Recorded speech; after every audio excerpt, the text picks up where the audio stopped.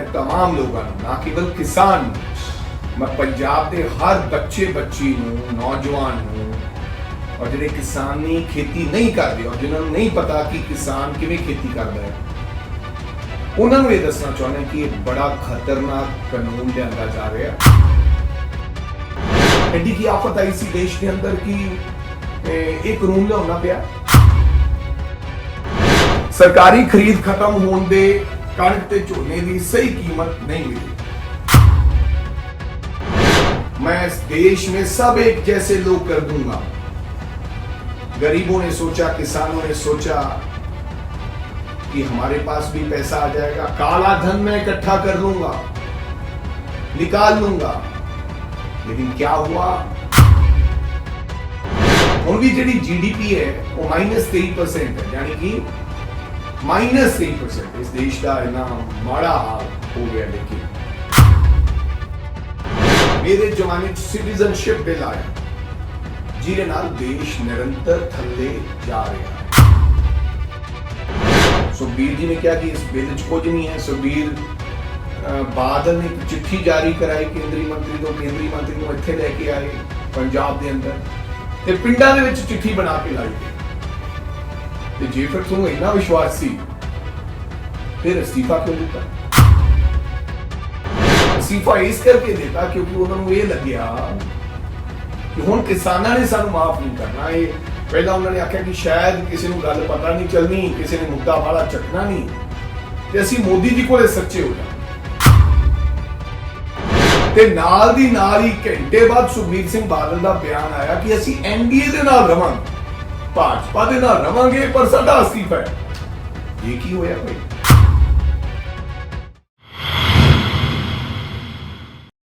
सत श्री अकाल दोस्तों, की हाल है? ठीक ठाक हो?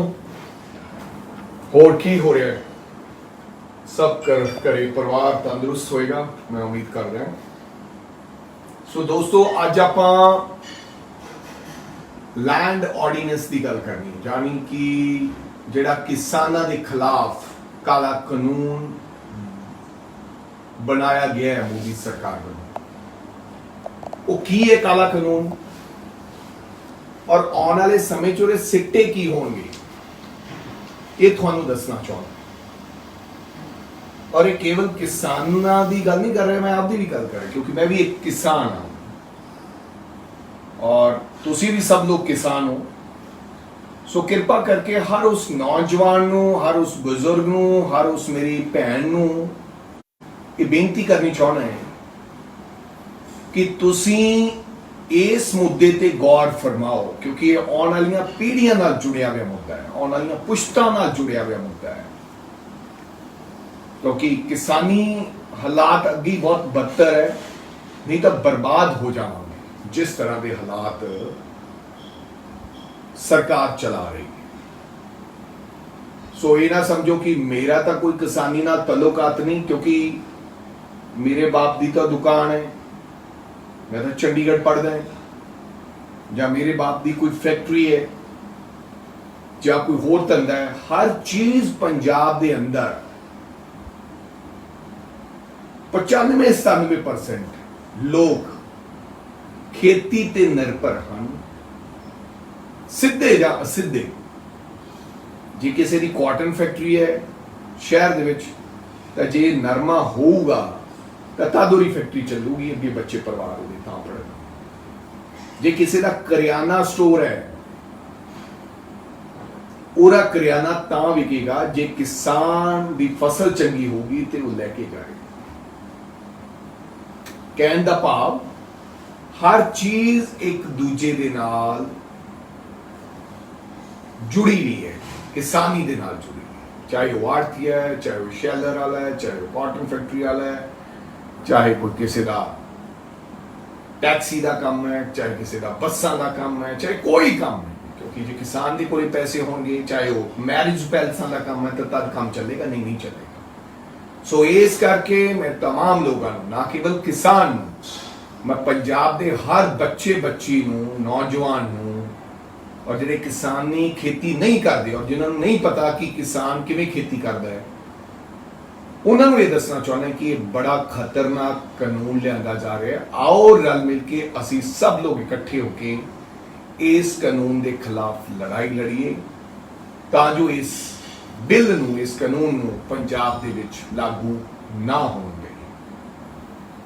और अज मैं ये भी दसना चाहना कि मोदी जी का तानाशाही रवैया हमेशा ही जिहड़ा रहा है, उस तानाशाही चाहे वो डीमोनेटाइजेशन सी यानी कि नोटबंदी, रात को नोटबंदी लागू कर दी गई और अनाउंस कर दिता गया कि 500 रुपए का नोट आज रात के बाद नहीं चलेगा।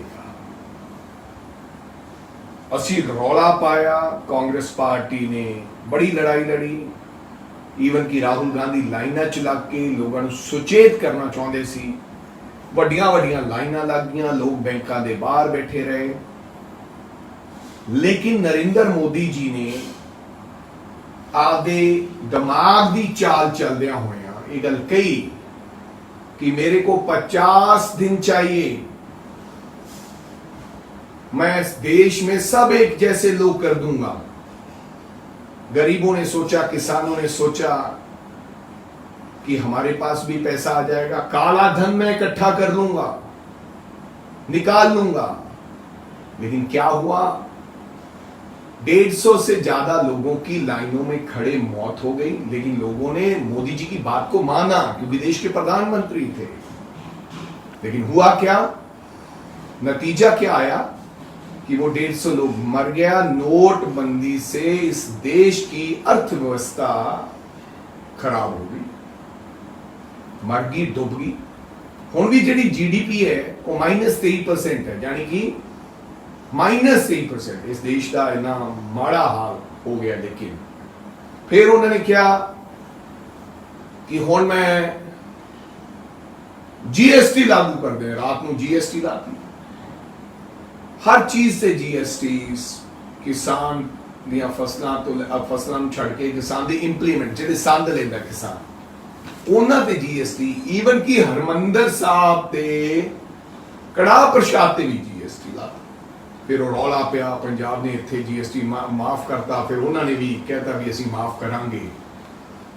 हर चीज महंगे वाल चल पई, कई चीज़ों ते जीएसटी लग के आउंदा है, सो इहदा खमियाजा भुगतना पिया, कोई बड़ी गल नहीं। फिर सिटीजनशिप बिल लागू करता। सो इस तरह की आदत है नरेंद्र मोदी जी को, इस तरह दी हरकत करने की। उन्होंने मन च मैनूं लगदा कि हिटलर की तरह उन्होंने मन च है कि देश का प्रधानमंत्री तो मैं बन गया, लेकिन हुण लोग याद करन कि मेरे जमाने च नोट, मेरे जमाने च सिटीजनशिप बिल आया जिहदे नाल देश निरंतर थल्ले जा रहा है। लेकिन सानू लोगों को समझ की लोड़ है, ना केवल भाई और बहनों और मित्रों खाली इहो जिहियां गल्लां सुनने की लोड़ है। लो हुण मैं गल करदा पते दी, अज जो काला दिन है, मैं इहनूं काला दिन कहांगा किसानां दे वास्ते, किसानां दे आउण वालीआं पीढ़ियां वास्ते। अज इह बिल नूं राज्य सभा दे विच बिना वोटिंग कराए, पहला लोक सभा च ते बिना वोटिंग कराए जल्दी जल्दी पास कर दिता गया। तो पूछा गया जिहड़े हक च है हाँ कहण, जिहड़े ना कहण ते पास कर, जिहड़ा कि डिस्कशन होनी चाहिए सी। इस लोगों तो पूछा जाना चाहिए सी, हर सूबे के लोगों तो, लीडर तो उन्होंने विचार सुनने चाहिए सी।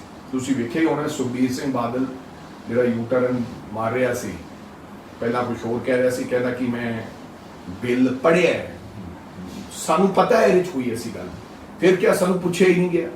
धर्म पत्नी ने, बीबी हरसिमरत कौर बादल ने साइन किए उस ऑर्डीनेंस से, जान गुरुद्वारा हरमंदर साहब ते कहन असी साइन नहीं किए, साइन किए है तो फिर इस्तीफा क्यों देता, या तो साइन ही ना कर दे ते या फिर इस्तीफा ना दे। इस्तीफा इस करके देता क्योंकि उन्होंने ये लग्या कि हुण किसानां ने सानू माफ नहीं करना। ये पहला उन्होंने आख्या कि शायद किसी को गल पता नहीं चलनी, किसी ने मुद्दा वाला चकना नहीं, तो असी मोदी जी को सच्चे हो जाएंगे।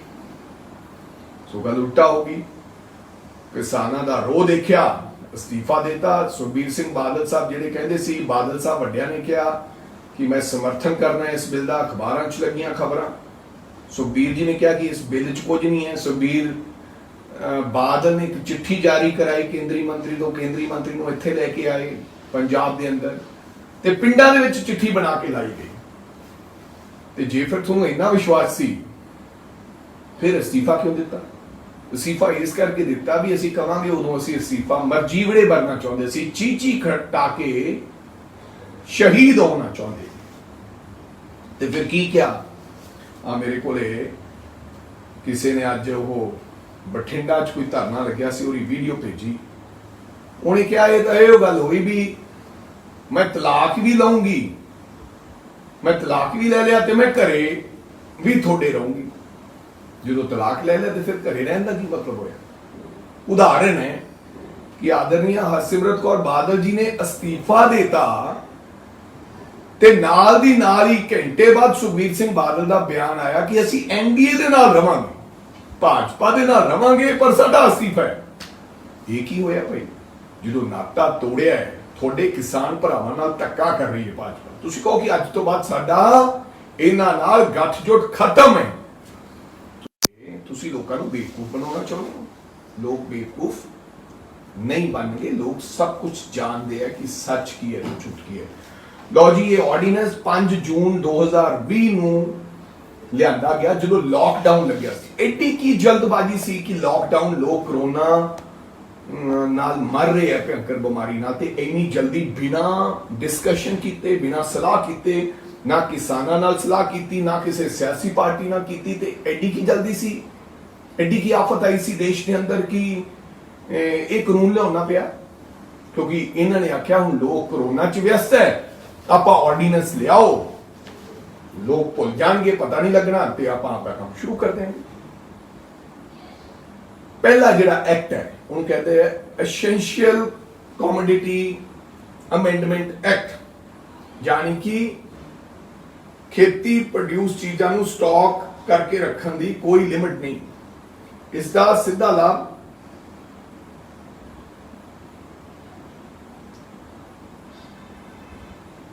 कि जिहड़ियां खेती दीयां चीज़ां इन्हां नूं एसेंशियल कमोडिटीज़ तो कढ़ दिता जाए, क्योंकि ये एसेंशियल कमोडिटीज़ नहीं होंदियां, यानी कि इहदा पंजाबी च कहिए जिहड़ियां खेती नाल संबंधित चीज़ां जिवें कणक, जिवें राइस, जिवें छोले, इन्हां नूं हुण स्टॉक रखन करके रख सकदे। पहलां इन्हां नूं स्टॉक करके नहीं रख सकदा सी, ते कोई लिमिट किसी कई चीज़ां ते लिमिट हुंदी सी, हुण सारी वो लिमिट हटा दी है, कोई लिमिट नहीं रखी गई। इसका सीधा लाभ किहनूं होना है?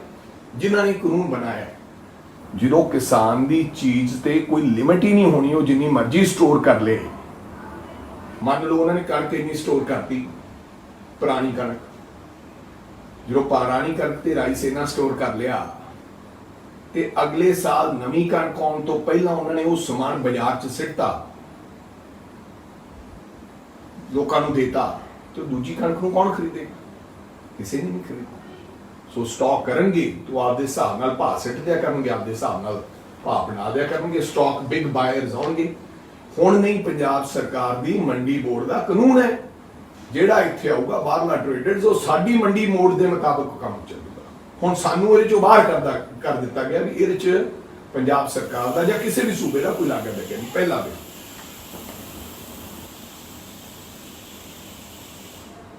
फार्मर, दूजा कानून है जिहड़ा फार्मर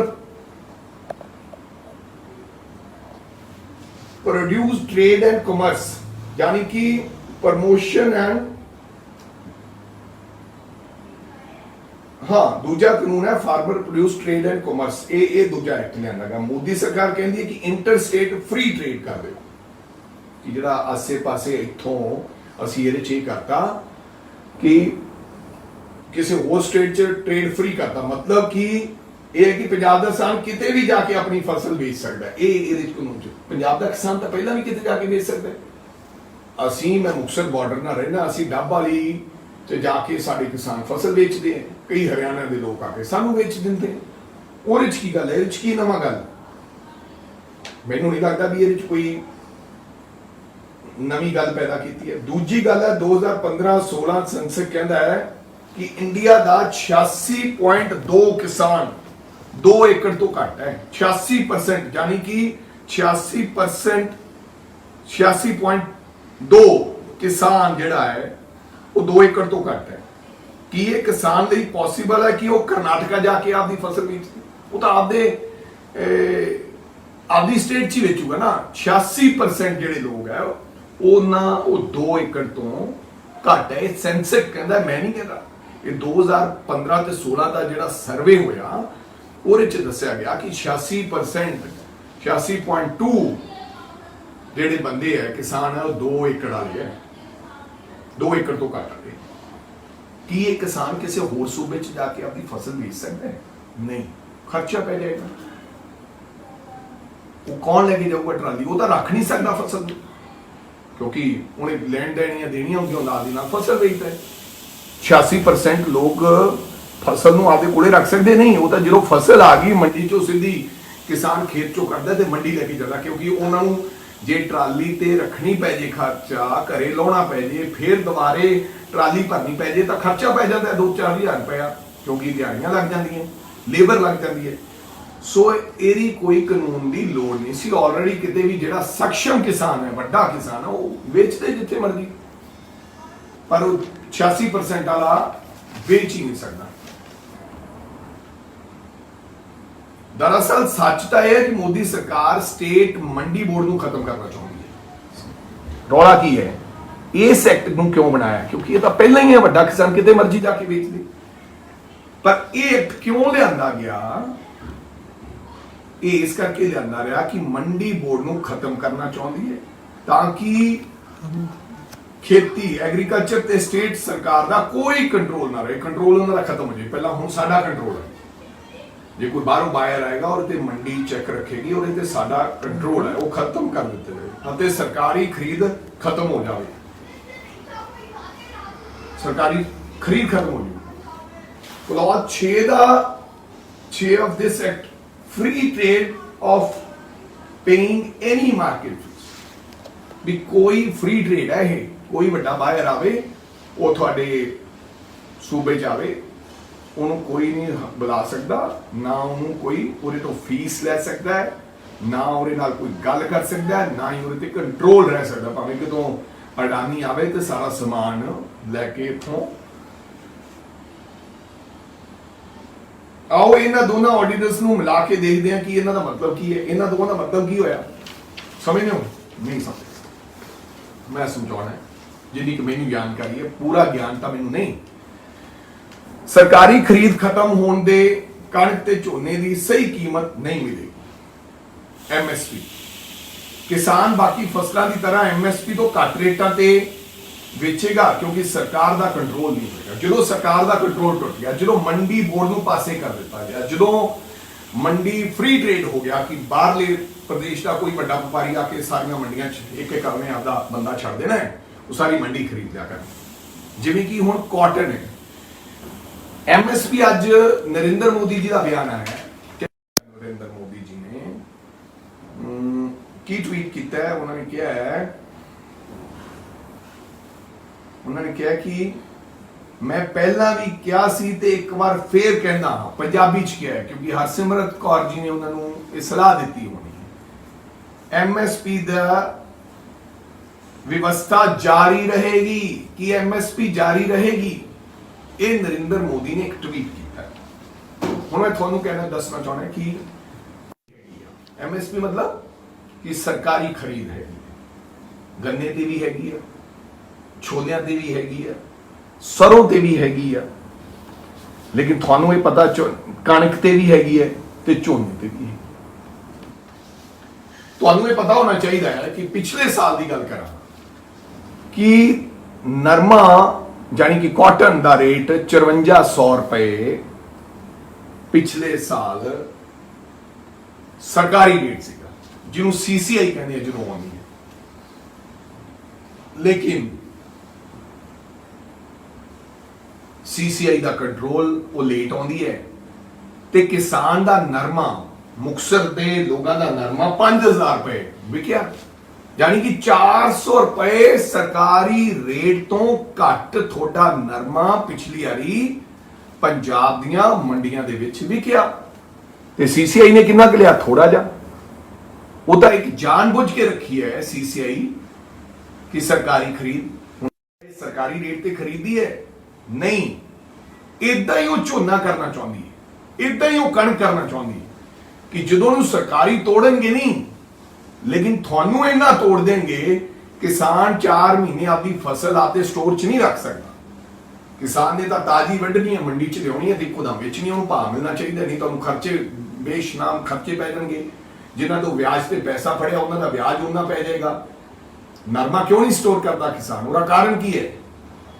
उसका कारण यह है कि नरमा सुक भी जाता है। दूजा कारण की है कि वह 3 महीने नरमे आपके घरे नहीं रख सकता क्योंकि आड़तीए का उन्ना ब्याज पै जाता है। उन्हें अपनी कुड़ी का ब्याह करना है, उन्हें अपने मुंडे का ब्याह करना है, सो उन्होंने 5000 रुपए नरमा और मजबूरी है बेचना। सरकारी खरीद आती नहीं टाइम से। इदा ही ये करना चाहती है एफसीआई करना चाहते। सो दूजा ये कि बड़े ट्रेडर घट रेट से खरीद के स्टोर कर दिया करेंगे क्योंकि वो कंट्रोल नहीं होएगा। ਉਹੀ जिन्नी मर्जी क्योंकि ਇਹਨੂੰ ਹੁਣ ਐਸੈਂਸ਼ੀਅਲ ਕਮੋਡਿਟੀ ਐਕਟ ਚੋਂ ਆਪਾਂ ਕੱਢਤਾ ਹੈ। ਜਿਹੜਾ ਪਹਿਲਾ ਐਕਟ ਹੈ ਕਿ ਉਹਨੂੰ ਉਹਦੇ ਚੋਂ ਕੱਢਤਾ ਕਿਉਂਕਿ ਉਹ ਜਿੰਨਾ ਮਰਜ਼ੀ ਸਟੋਰ ਕਰ ਲੈਣ, ਵੱਡੇ ਵਪਾਰੀ ਆਉਣਗੇ ਫਸਲਾਂ ਸਟੋਰ ਕਰਨਗੇ ਤੇ ਸਟੋਰ ਕਰਨ ਦੀ ਖੁੱਲ੍ਹ ਦਿੱਤੀ ਗਈ ਹੈ ਵੀ ਜਿੰਨਾ ਮਰਜ਼ੀ ਸਟੋਰ ਕਰ ਲਓ। ਹੁਣ ਇਹਨਾਂ ਦੇ ਕੋਈ ਕਾਨੂੰਨ ਲਾਗੂ ਨਹੀਂ ਹੁੰਦਾ। ਇਹ ਦੋ ਵੱਡੇ ਖਾਦਸਾ ਜਿਹੜੇ ਹੋਣਗੇ ਤੇ ਅਡਾਨੀ ਵਰਗੇ ਪਹਿਲਾਂ ਸਟਾਕ ਹੋਲਡ ਕਰਕੇ ਰੱਖਣਗੇ ਤਾਂ ਜੋ ਬਾਜ਼ਾਰ ਵਿੱਚ ਕੀਮਤਾਂ ਤੋਂ ਵੱਧ ਜਾਣ, ਜਿਸ ਨਾਲ ਗਾਹਕ ਨੂੰ ਵੀ ਨੁਕਸਾਨ ਹੋ ਜਾਊਗਾ। ਪੁਰਾਣਾ ਸਟਾਕ ਮਾਰਕੀਟ ਵਿੱਚ ਸੁੱਟ ਕੇ ਰੇਟ ਡਾਊਨ ਕਰ ਦਿਆ ਕਰਨਗੇ ਤੇ ਖਰੀਦ ਸਮੇਂ ਕਿਸਾਨ ਤੋਂ ਡਾਊਨ ਘੱਟ ਰੇਟਾਂ ਤੇ ਖਰੀਦਿਆ ਕਰਨਗੇ। ਜਦੋਂ ਪੁਰਾਣਾ ਸਟਾਕ ਮਾਰਕੀਟ ਸਿੱਟ ਗਿਆ, ਸਿੱਟਦਾ ਤੇ ਕੌਣ ਲਏਗਾ? ਅਗਲੇ ਨੂੰ ਤਾਂ ਕਣਕ ਚਾਹੀਦੀ ਹੈ, ਮਤਲਬ ਕਣਕ ਚਾਹੀਦੀ ਹੈ ਜਾਂ ਰਾਈਸ ਚਾਹੀਦਾ, ਚਾਵਲ। ਤੇ ਜੋ ਪੁਰਾਣਾ ਸਟਾਕ ਹੀ ਇਹਨਾਂ ਮਾਰਕੀਟ ਚ ਆ ਗਿਆ, ਆਪਾਂ ਆਲੂ ਜੇ ਜ਼ਿਆਦਾ ਆ ਜੇ ਤਾਂ ਆਲੂ ਮੁੜ ਕੇ ਮੰਡੀਆਂ ਚ ਰੁਲਦਾ, ਕੋਈ ਨਹੀਂ ਪੁੱਛਦਾ ਆਲੂ, ਉਹ ਸਿੱਟਣਾ ਪੈਂਦਾ। ਸੋ ਫਿਰ ਸਸਤੇ ਭਾਅ 'ਚ ਖਰੀਦਿਆ ਕਰਨਗੇ, ਫਿਰ ਆਪਦਾ ਟ੍ਰੇਡ ਕਰਨਗੇ। ਸੋ ਕਹਿਣ ਦਾ ਭਾਵ ਇਹ ਕਿਸਾਨ ਨਾਲ ਬੜਾ ਵੱਡਾ ਧੋਖਾ ਹੋਇਆ। ਅੱਜ ਇੱਕ ਭਾਰਤੀ ਕਿਸਾਨ ਯੂਨੀਅਨ ਦੇ ਪੁਰਾਣੇ ਲੀਡਰ ਮਿਸਟਰ ਮਾਨ ਨੇ, ਉਹਨਾਂ ਨੇ ਬੜੀ ਚੰਗਾ ਟਵੀਟ ਕੀਤਾ। ਉਹਨਾਂ ਨੇ ਕਿਹਾ ਕਿ ਨਰਿੰਦਰ ਮੋਦੀ ਜੀ ਨੂੰ ਉਹਨਾਂ ਨੇ ਐਡਰੈਸ ਕੀਤਾ ਕਿ ਤੁਸੀਂ ਕਹਿ ਰਹੇ ਹੋ ਕਿ ਐਮਐਸਪੀ ਦਾ ਵਿਵਸਥਾ ਜਾਰੀ ਰਹੇਗੀ। नरेंद्र मोदी कह रहे हैं कि एमएसपी जारी रहेगी, सरकारी खरीद जारी रहेगी। जनाब, उन्होंने कहा जनाब एक कानून होर ले आओ। वो कहते जो तुसी 3 ऑर्डीनेंस पास करते तो एक कानून होर बना दो। अगर तुसी एमएसपी जारी रखना है, अगर तुसी सच्चे हो तो तुसी एक कानून होर लेके आओ। की कहते हैं मिस्टर मान कि जनाब एक कानून होर ले आओ ते एमएसपी उत्ते खरीद कानूनी अधिकार बना दियो। किसान गल ते यकीन कर लेगा, थोड़ी गल ते यकीन कर लेगा कि एक कानून बना दियो। की कानून? कि एमएसपी उत्ते खरीद कानून अधिकार बना दियो। खरीद कानून अधिकार सरकारी मुल्क ते बना। जो तुम सरकारी मुल्क ते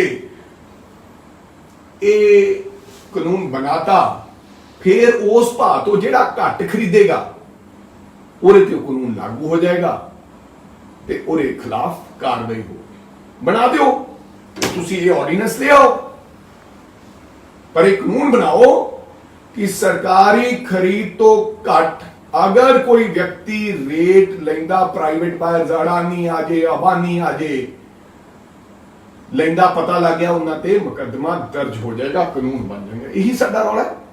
साडा नरमा जो कोई 5000 खरीदेगा प्राइवेट बायर, सरकारी भाव होगा 5400 रुपए, तो वो कानून लागू हो जाएगा। क्यों नहीं बनाओ ये कानून? एक कानून भी बना दे। सो दोस्तों गल समझने वाली है। एक मांग रखो कि अगर ये ऑर्डीनेंस ज्यादा रोल बैक, अगर ये ऑर्डीनेंस तुसी जारी रखने है तो कानून ये बनाओ कि सरकारी खरीद तो घट जिहड़ा ਖਰੀਦੇਗਾ ਉਹਦੇ ਖਿਲਾਫ ਕਾਰਵਾਈ ਕੀਤੀ ਜਾਊਗੀ। ਇੱਕ ਕਾਨੂੰਨ ਇਹ ਵੀ ਪਾਰਲੀਮੈਂਟ ਦੇ ਵਿੱਚ ਲੈ ਆਓ। ਸੋ ਦੋਸਤੋ ਇਹ ਤੁਹਾਡੇ ਨਾਲ ਠੱਗੀ ਚੱਲ ਰਹੀ ਹੈ। ਸੋ ਤੁਸੀਂ ਦੇਖਿਆ ਹੀ ਹੋਣਾ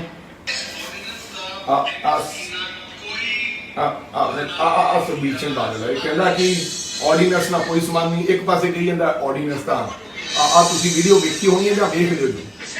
ਸੋ ਬੀਬੀ ਜੀ ਅੱਗੇ ਅੱਜ ਮੈਨੂੰ ਪਤਾ ਲੱਗਿਆ ਰਾਜਦੀਪ ਜੀ ਨਾਲ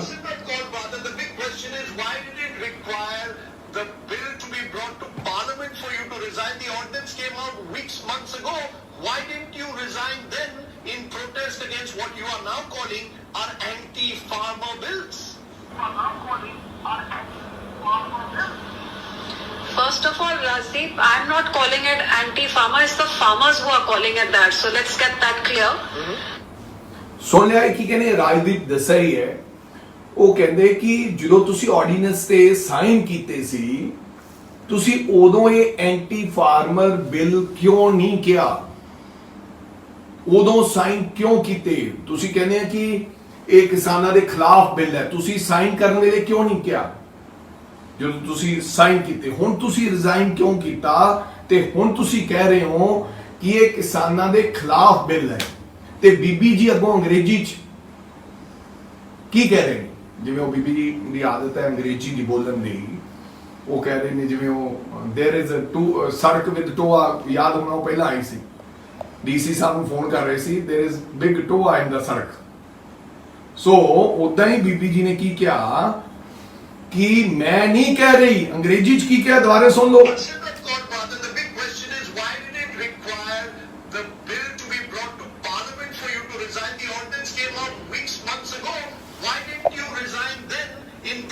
Against what you are now calling our anti-farmer bills. ਸੁਣ ਲਓ ਹੁਣ ਕੀ ਕਹੂੰ। First of all, Rajdeep, I'm not calling it anti-farmer. It's the farmers who are calling it that. So let's get that clear. ਉਹ ਕਹਿੰਦੇ ਕਿ ਮੈਂ ਨਹੀਂ ਕਹਿ ਰਹੀ ਕਿ ਇਹ ਐਂਟੀ ਫਾਰਮਰ ਹੈ, ਕਿਸਾਨਾਂ ਦੇ ਖਿਲਾਫ ਇਹ ਜਿਹੜਾ ਬਿੱਲ ਹੈ ਇਹ ਕੌਣ ਕਹਿ ਰਿਹਾ ਹੈ? ਕਹਿੰਦੇ ਕਿਸਾਨ ਕਹਿ ਰਹੇ ਨੇ, ਕਿਸਾਨ ਕਹਿ ਰਹੇ ਨੇ, ਇਹ ਕਿਸਾਨ ਕਹਿ ਰਹੇ ਨੇ ਕਿ ਇਹ ਕਿਸਾਨਾਂ ਦੇ ਖਿਲਾਫ ਦਾ ਬਿੱਲ ਹੈ। ਸੋ ਮੇਰੇ ਦੋਸਤੋ ਬੀਬੀ ਹਰਸਿਮਰਤ ਨਹੀਂ ਕਹਿ ਰਹੀ। ਸੋ ਇਹ ਮਿਲੇ ਹੋਏ ਹੈ, ਇਹ ਚਾਹੁੰਦੇ ਆ ਕਿ ਜਦੋਂ ਇਹ ਅੱਗ ਠੰਡੀ ਹੋ ਜਾਏਗੀ, ਪੰਜਾਬ ਦੇ ਵਿੱਚ ਚੋਣਾਂ ਖਤਮ ਹੋ ਜਾਣੀਆਂ, ਅਸੀਂ ਐਨਡੀਏ ਦਾ ਕਿਹਾ ਕਿ ਸਾਥ ਦੇਵਾਂਗੇ, ਦੁਬਾਰਾ ਫਿਰ ਅਸੀਂ ਮੰਤਰੀ ਪਦ ਦੀ ਅਹੁਦੇ ਦੀ ਸਹੁੰ ਚੁੱਕ ਲਾਵਾਂਗੇ। ਸੋ ਇਹ ਮੂਰਖ ਬਣਾਉਂਦਾ ਹੈ, ਕਈ ਵਾਰੀ ਹੋਇਆ ਪੰਜਾਬ ਦੇ ਲੋਕਾਂ ਨੂੰ ਮੂਰਖ ਬਣਾਇਆ। ਸੋ ਸੌਰੀ, ਇੱਕ ਮੈਂ ਕਰੈਕਸ਼ਨ ਵੀ ਕਰਨੀ ਚਾਹਣਾ ਹੈ ਕਿ 86.2 ਜਿਹੜਾ ਮੈਂ ਕਿਹਾ ਤੁਹਾਨੂੰ 2 ਹੈਕਟੇਅਰ ਯਾਨੀ ਕਿ 5 ਏਕੜ ਤੋਂ 86.2 ਜਿਹੜੇ ਕਿਸਾਨ ਹੈ ਪਰਸੈਂਟ, ਉਹ 5 ਏਕੜ ਤੋਂ ਜਾਂ 5 ਏਕੜ ਵਾਲਾ ਜਾਂ 5 ਏਕੜ ਤੋਂ ਥੱਲੇ ਵਾਲਾ, ਇਹ ਤੋਂ ਵੱਧ ਜ਼ਮੀਨ ਹੈ ਨਹੀਂ। ਮੈਂ ਉੱਥੇ 2 ਏਕੜ ਕਹਿਤਾ ਸੀ, ਉਹ 2 ਹੈਕਟੇਅਰ तो 2 ਹੈਕਟੇਅਰ मीन्स 5 ਏਕੜ। तो पंजाब के अंदर ਇਹ ਸੈਂਸਸ कहता, मैं नहीं कहता, ਜਿਹੜੇ ਸਰਵੇ ਕੀਤਾ। ਸੋ 5 ਏਕੜ ਵਾਲਾ ਕਿਸਾਨ ਇੱਧਰ ਉੱਧਰ ਜਾ ਕੇ ਗਏ। ਸੋ ਮੇਰੀ ਤੁਹਾਨੂੰ ਬੇਨਤੀ ਹੱਥ ਜੋੜ ਕੇ ਲੜਾਈ ਲੜਦੇ ਰਹੋ, ਔਰ ਮੇਰੀ तमाम ਪੰਜਾਬ ਦੇ ਲੋਕਾਂ ਨੂੰ, ਵਪਾਰੀਆਂ ਨੂੰ, ਕਿਸਾਨ ਲੱਗਿਆ तमाम ਕਿਸਾਨ ਵੀਰਾਂ ਨੂੰ, ਨੌਕਰੀ ਪੇਸ਼ਾ ਲੋਕਾਂ ਨੂੰ, ਛੋਟੇ ਛੋਟੇ ਦੁਕਾਨਦਾਰ ਲੋਕਾਂ ਨੂੰ, ਕਿਉਂਕਿ ਤੁਸੀਂ ਸਾਰੇ ਖੇਤੀ ਨਾਲ ਜੁੜੇ ਹੋ। ਅਗਰ ਕਿਸਾਨ ਮਰ ਜਾਏਗਾ ਤਾਂ ਅਸੀਂ ਸਭ ਲੋਕ ਮਰ ਜਾਵਾਂਗੇ। ਸੋ ਆਓ ਇਸ ਬਿੱਲ ਦਾ ਵਿਰੋਧ ਕਰੀਏ ਤੇ ਇਹਦੇ ਨਾਲ ਡਟ ਕੇ ਆਪਾਂ ਇਸ ਕਾਨੂੰਨ ਦੇ ਖਿਲਾਫ ਖੜੀਏ। ਕੱਲ ਨੂੰ ਯਾਦ ਰੱਖਣਾ ਹੈ, ਮੈਂ तमाम ਲੋਕਾਂ ਨੂੰ ਕਹਿਣਾ ਚਾਹੁੰਦਾ ਹਾਂ ਕਿ ਪੰਜਾਬ ਦੇ ਅੰਦਰ ਹਰ ਪਿੰਡ ਦੇ ਅੰਦਰ, ਹਰ ਸ਼ਹਿਰ ਦੇ ਅੰਦਰ, ਹਰ ਕਸਬੇ ਦੇ ਅੰਦਰ ਕਾਂਗਰਸ ਪਾਰਟੀ ਦੇ ਦਿਸ਼ਾ ਨਿਰਦੇਸ਼ ਦੇ ਸਦਕੇ, ਕਿਉਂਕਿ ਅਸੀਂ ਇਸ ਕਾਨੂੰਨ ਦੇ ਖਿਲਾਫ ਹਾਂ, ਮੁੱਖ ਮੰਤਰੀ ਸਾਹਿਬ ਦੇ ਆਦੇਸ਼ ਹੈ, ਸਾਡੇ ਪ੍ਰਧਾਨ ਸਾਹਿਬ ਦੇ ਆਦੇਸ਼ ਹੈ, ਸਾਨੂੰ ਅਸੀਂ ਕਿਸਾਨ ਦੇ ਨਾਲ ਖੜੇ ਹਾਂ। ਔਰ ਸਭ ਤੋਂ ਪਹਿਲਾਂ ਸਾਨੂੰ ਸਾਡੀ ਜ਼ਮੀਰ ਕਹਿੰਦੀ ਹੈ ਕਿ ਸਾਨੂੰ ਕਿਸਾਨ ਦੇ ਨਾਲ ਖੜੇ ਰਹਿਣਾ ਚਾਹੀਦਾ ਹੈ।